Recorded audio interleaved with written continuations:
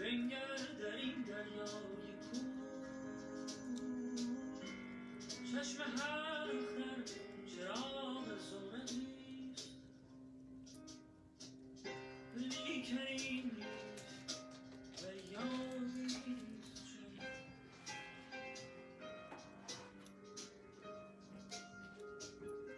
ای دریغا شب روان کز نیمه راه میکشد افسون شب و خوابشان. Good evening, everybody. Hello, how lovely to see you this evening. Just put my reading book down. Get comfy. How are you this evening? Hello, everybody. How lovely to see you. I'm just gonna.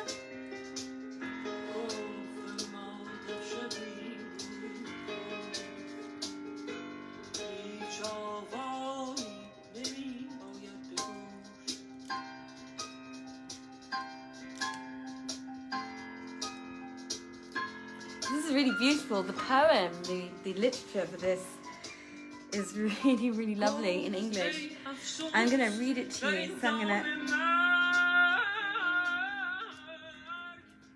turn Kamyab's beautiful voice down a little minute just to read you, for those who can't speak Farsi, just to read you what the lyrics are to this song. So it says, I asked him what are the most beautiful things ever. He just looked at me and then he started to cry. Sadness filled him. He said that I feel sad. And I asked him when this pain will go away. And he smiled and said that is a dream. The light of the sun started to disappear. The girl felt hopeless. I felt sad when I saw him like that. I told him not to look at the dark sky, 'cause stars can make it shine. He looked at the sky and said that the stars are shining. However, the darkness of the night is more than the light of the stars. Lots of people lost their dream in the darkness of the night. I told him that the moon is like a lighthouse, which makes the sea shine. He told me that there is no light in the middle of the night. However, my love can make your night shine. He told me that he is stuck in the darkness of the night. I started to cry, and I asked him, "What is your biggest dream?" He looked at me. I kissed him, and he passed away. So I'm going to put this song on our Facebook account afterwards, so that if you want to listen to it, you can do. Okay, good evening, everybody. Let me just turn him right down now so that we can get going. So, welcome to the Friday night reading of 1001 Nights. My name is Joanna Godwin-Seidl, and I'm actually I've been out in meetings until 7 o'clock tonight. So I just got home, literally an hour ago or so. And so I need to get comfy, put my beautiful scarf around me, get all snuggly and warm, and then we're good to go. So my name is Joanna Godwin-Seidl. This is a reading of 1001 Nights, and tonight I am your host. Welcome, everybody. And I'm gonna say, I don't know whether any of you noticed, but I have a tendency to say 100 instead of 200, but I'm gonna get it right tonight. I've been promising myself. Thank you very much for the likes.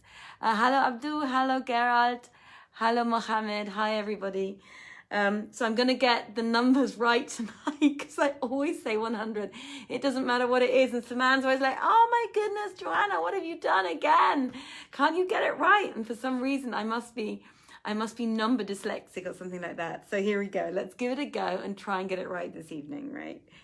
Now, when it was the 289th night, Scheherazade said, "It has reached me, O auspicious king, that the false caliph and his co-sitters sat at their cups and gave not over drinking till the wine rose to their brains and mastered their wits.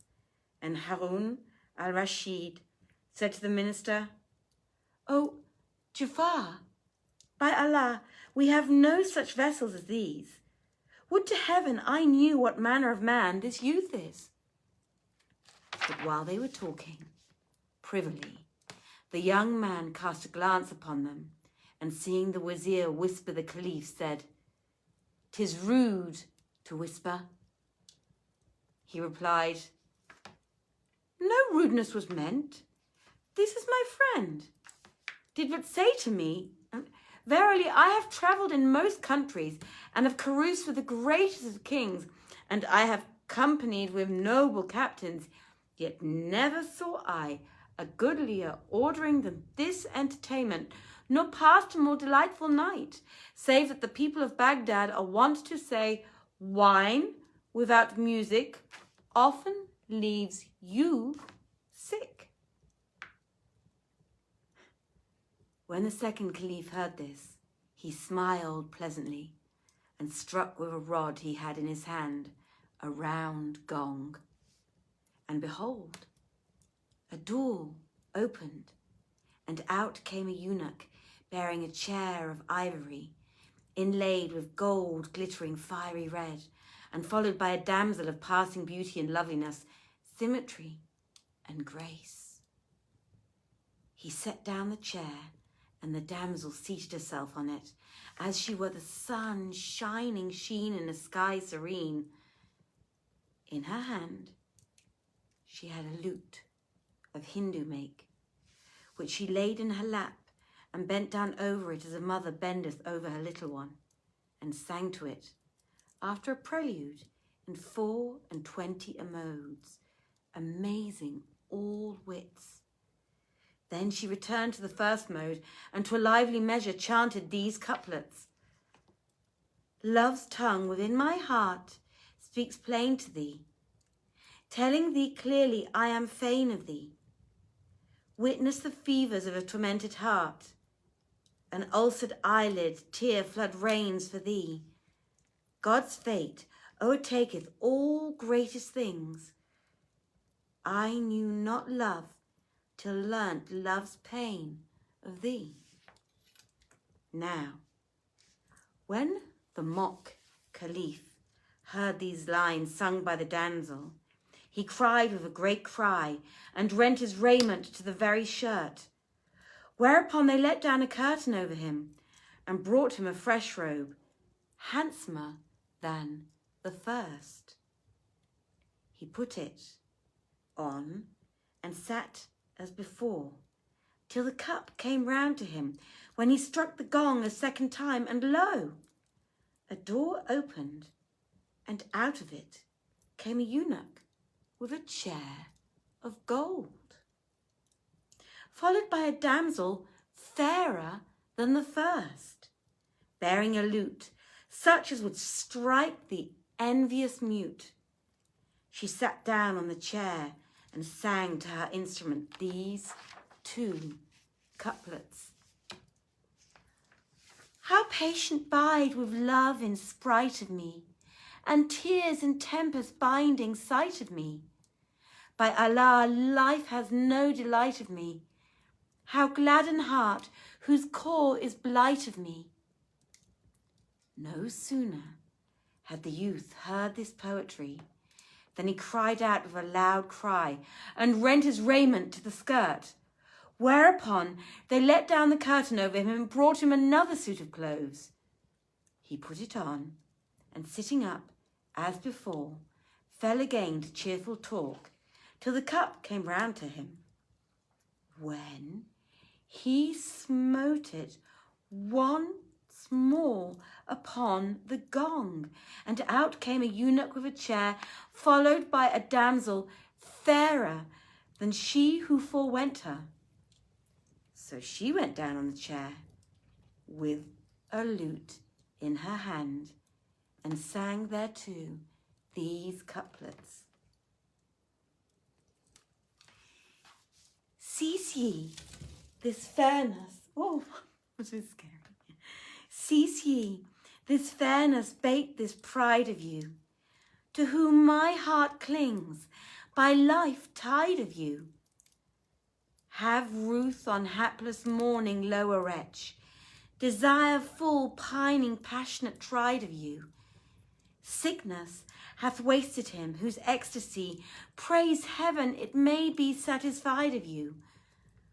O fullest moons that dwell in deepest heart, how can I think of aught by side of you? Now, when the young man heard these couplets, he cried out with a great cry and rent his raiment, whereupon they let fall the curtain over him and brought him other robes. Then he returned to his former case with his boon companions, and the bowl went round as before, till the cup came to him. And when he struck the gong a 4th time, and the door opening, out came a page boy bearing a chair, followed by a damsel.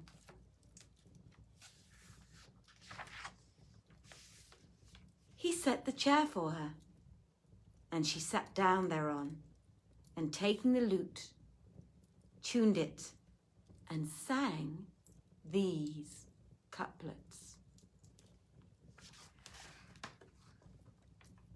When shall disunion and estrangement end? When shall my bygone joys again be kenned? Yesterday we joined in same abode, conversing heedless of each envious friend.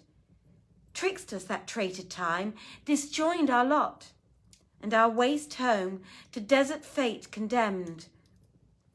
Wouldst have me, grumbler, from my dearling fly? I find my vitals blame will not perpend. Cease thou to censure, leave me to repine. My mind e'er findeth thoughts that pleasure lend. O lords of me who break our troth and plight, deem not to lose your hold of heart and sprite. When the Caliph heard the girl's song, he cried out with a loud cry and rent his raiment. And Scheherazade perceived the dawn of day and ceased saying her permitted say. I'll take a little drink and then I'm going to carry on. Hi Malik. Hi Christian. Hi Tim. Hi Elizabeth. Good evening everybody. It's so lovely to have you with me. I hope you're enjoying the fire. It's burning very fiercely at the moment. Let me just turn it around a little bit. Move in a little bit. There we go. How's that? I'm upstaged by the fire, aren't I? But it's so beautiful as long as it doesn't leave the fireplace, we're going to be good. Now, when it was the 290th night, Scheherazade said, when the false Caliph heard the girl's song, he cried with a loud cry and rent his raiment and fell to the ground fainting. Whereupon they would have let down the curtain over him as of custom, but its cord stuck fast, and Harun al-Rashid, after considering him carefully, saw on his body the marks of beating with palm rods, and said to Jafar, by Allah, he is a handsome youth, but a foul thief. Whence knowest that, O Commander of the Faithful? Asked Jafar, and the Caliph answered, sawest thou not the whip scars on his ribs? Then they let fall the curtain over him and brought him a fresh dress, which he put on and sat up as before with his courtiers and cup companions. Presently, he saw the Caliph and Jafar whispering together and said to them, what is the matter, fair sirs? Quoth Jafar, oh, my lord, all is well, save that this my comrade, who, as is not unknown to thee, is of the merchant company and hath visited all the great cities and countries of the world, and hath consorted with kings and men of highest consideration, saith to me, verily, that which our lord the Caliph hath done this night is beyond measure extravagant.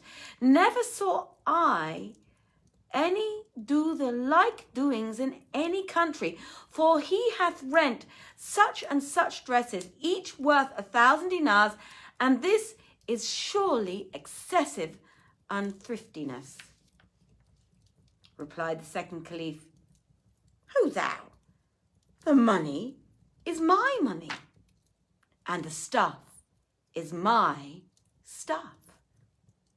And this is by way of largesse to my suit and servants. For each suit that is rent belongeth to one of my cup companions here present, and I assign to them with each suit of clothes the sum of 5,000 dinars. The Wazir, Jafar, replied, well, is whatso thou doest, O thou Lord, and recited these couplets.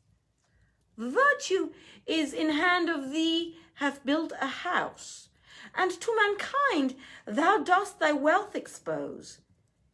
If, and the virtues ever close their doors, that hand would be a key the lock to unclose. Now, when the young man heard these verses recited by Minister Jafar, he ordered him to be gifted with 1,000 dinars and a dress of honour. The cup went round among them, and the wine was sweet to them. But after a while, quoth the Caliph to Jafar, "Ask him for the marks on his side, that we may see what he will say by the way of reply." Answered Jafar, "Softly, O my lord. Be not hasty and soothe thy mind, for patience is more becoming." Rejoined the Caliph, "By the life of my head and by the reverend tomb of Al-Abbas, except thou ask him, I will assuredly stop thy breath." With this, the young man turned towards the minister and said to him, "What aileth thee and thy friend to be whispering together? Tell me, what is the matter with you?" "Oh, it is nothing save good," said Jafar. But the mock Caliph rejoined, "I conjure thee, by Allah, tell me what aileth you, and hide from me nothing of your case." Answered the wazir, "O my lord, verily, this one here saw on thy sides the marks of beating with whips and palm fronds, and marvelled thereat with exceeding marvel, saying, How came the Caliph to be beaten? And he would fain know the cause."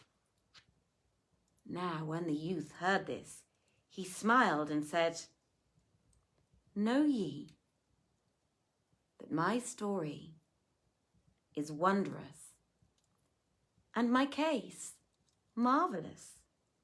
Were it graven with needles on the eye corners, it would serve as a warner to whoso would be warned." And he sighed and repeated these couplets. "Strange is my story, passing prodigy. By love, I swear, my ways wax straight on me. And ye desire to hear me, listen, and let all in this assembly silent be. Heed ye my words, which are of meaning deep, nor lies my speech, 'tis truest verity. I'm slain by longing and by ardent love. My slayer's the pearl of fair virginity. She hath a jet black eye like Hindi blade, and bowered eyebrows shoot her archery. My heart assures me our Imam is here, this age's Caliph, old nobility. Your second Jafar height is his wazir, a sahib son of high degree. The third is called Masrur, who wields a sword. Now, if in words of mine some truth you see, I have won every wish by this event, which fills my heart with joy and gladdest glee."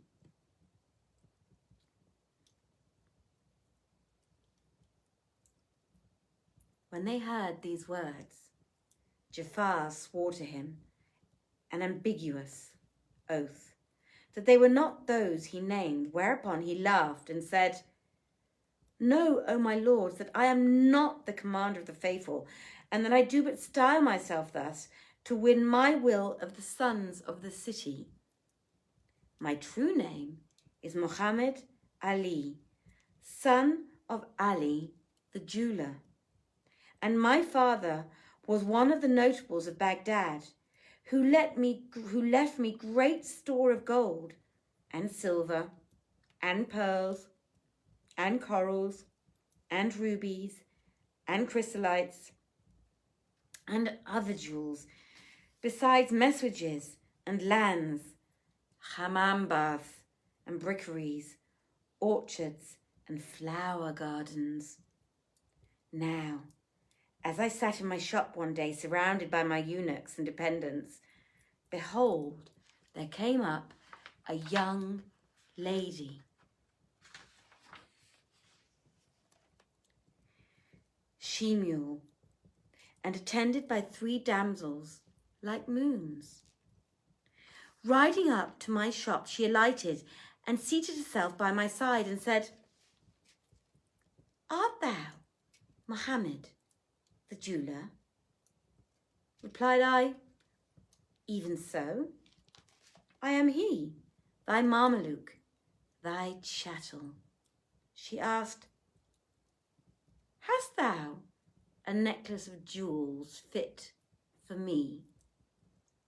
And I answered, "O my lady, I will show thee what I have and lay all before thee, and if any please thee, it will be of thy slaves' good luck. If they please thee not, of his ill fortune." Now I had by me 100 necklaces and showed them all to her, but none of them pleased her. And she said, "I want a better than those I have seen." I had a small necklace, which my father had bought at 100,000 dinars, and whose like was not to be found with any of the great kings. So I said to her, "O my lady, I have yet one necklace of fine stones fit for bezels, the like of which none possesseth, great or small." She said, "Show it to me."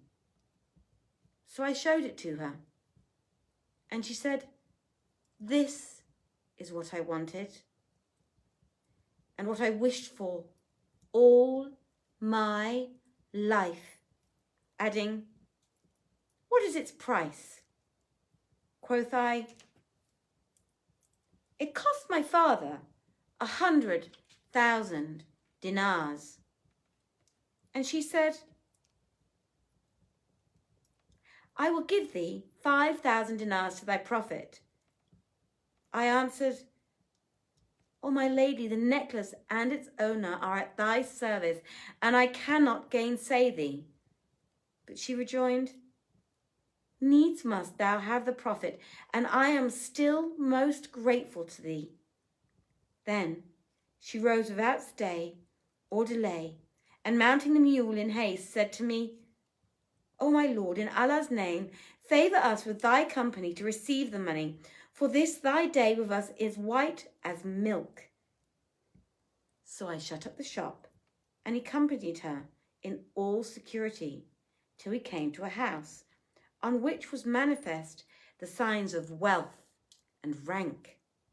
For its door was wrought with gold and silver and ultramarine, and thereupon was written these 2 couplets: "Holla, thou mansion, woe ne'er enter thee, nor be thine owner e'er misused of fate.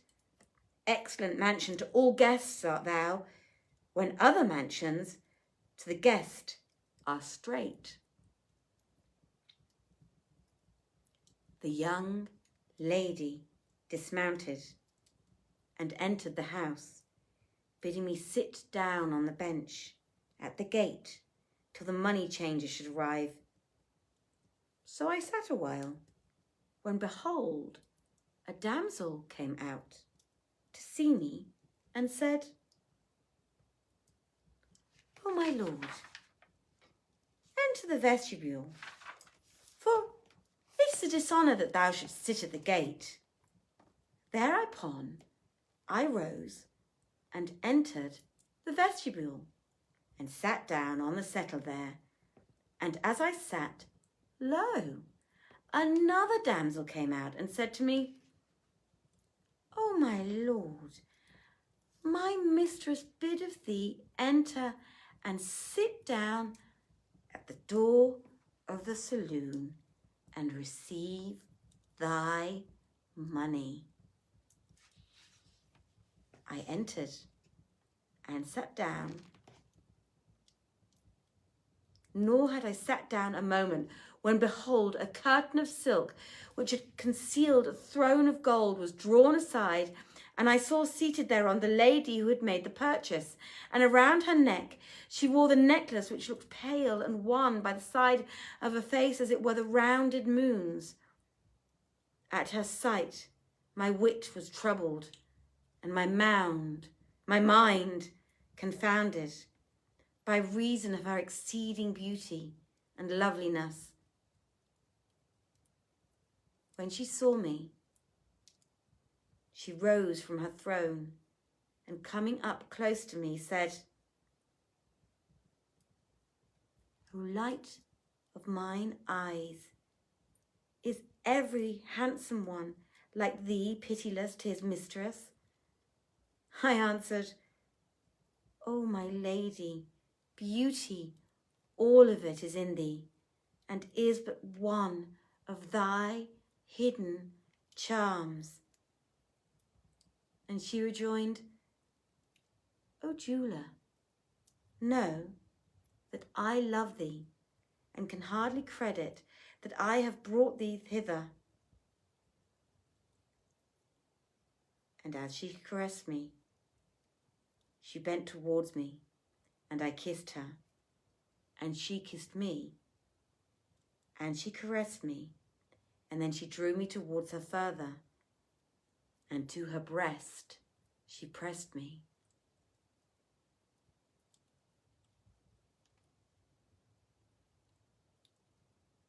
And I know you want this story to continue, right? Because we don't know what's going to happen next. But Scheherazade perceived the dawn of day and ceased saying her permitted say. And just when it was getting a little bit naughty. Good evening, Valerie. Hi, Isam. Hi, Marissa. Hi, PK. Good evening, everybody. I hope that's the end of the reading. If you only just joined us, then please.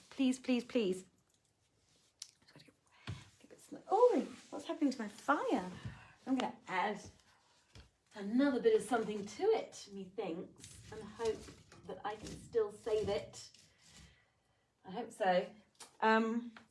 If you want to listen to what happened in that story, then you'll have to start from the beginning. There's some very, very beautiful music. Again, I will put on the music that was at the beginning by Kamyab Sadiri. Add a link to it, though of course you can go onto his YouTube page, which is Kamyab Sadiri. So, but I will put up that link for you with great pleasure. It's very beautiful music, and you can see again what the lyrics are, which is very, very lovely. It's coming. It's going to be one of those moments where I'm just about to turn off, and suddenly it goes whoosh, and this beautiful flame starts flaming again. We will be back with you. There we go, you see. We will be back with you next Tuesday. Samantha's reading. And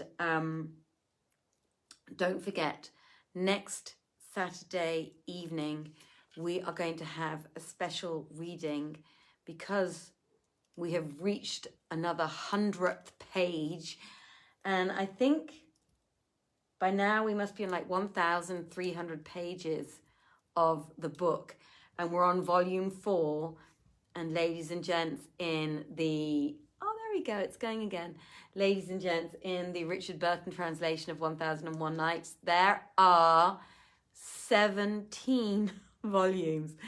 So Samantha and I are going to be... Hi, Sue. Samantha and I are going to be reading this until we're in our Zimmer frames. You know what those Zimmer frames are? Those are those frames that old people use to balance and walk on. So either one of us is going to be rolling in up to the camera in a wheelchair or in our Zimmer frames or something, because we are determined at the moment still, we're determined to read the whole book. So, which is going to take us, we've discovered, until 2025 apparently. So next Saturday, people, we're going to be in a very beautiful location. We are going to announce in the next 2 days where that location is going to be. We're going to be wearing beautiful dresses again. We have gorgeous outfits this time sorted out as well for Kamyab, and he's going to be accompanied by Bijan. So there will be beautiful, beautiful live music. You'll be able to see the guys playing on their tar and their guitars live, which is always very, very beautiful, a real gift. And the location is really gorgeous. Of course, the Palais Hansen Kempinski was gorgeous, and this location is gorgeous too. A very, very beautiful location in Vienna. But I can't tell you until we make a nice hot announcement with an event on our Vienna Theatre Project page on Facebook and on Instagram. So make sure you look out for those. If you like what we do, please do support us. www.paypal.me/Vienna Theatre Project. You can do a transfer from your bank account. You can send us,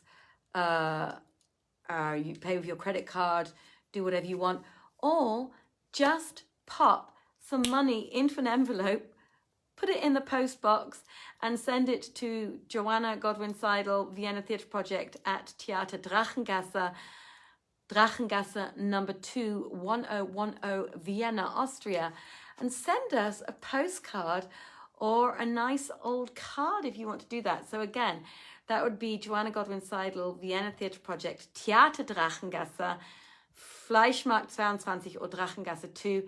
I'll put that post up. I'll put that address up afterwards. 1010 Vienna. That's where I do most of my shows with Vienna Theatre Project, and we've got one coming up online very, very soon as well. So watch out for that, because we're going to do a comedy cabaret show with some song by some really, really cool musical stars and other actors, including Saman and myself are going to be acting in it as well online before the end of February sometime. So watch out for that. 2 things to watch out for, people. And I wish you all a very, very beautiful, beautiful rest of your evening. If your day has just started, as I always say, have a great day. Have a wonderful weekend, and take lots of long walks, look after yourself, do exercise, eat healthy, gorgeous things, do yoga, do whatever it is that makes you happy. And I will see you, or we will both see you again next week, Tuesday and Wednesday. And again, on Saturday, we have our very special reading at our very special location. More on that very soon, so watch out for it online. Take care, everybody. From me and my beautiful fireplace and my lovely book, I wish you all a very, very beautiful evening. Many blessings. Take care. Salam. Bye, everybody. Take care.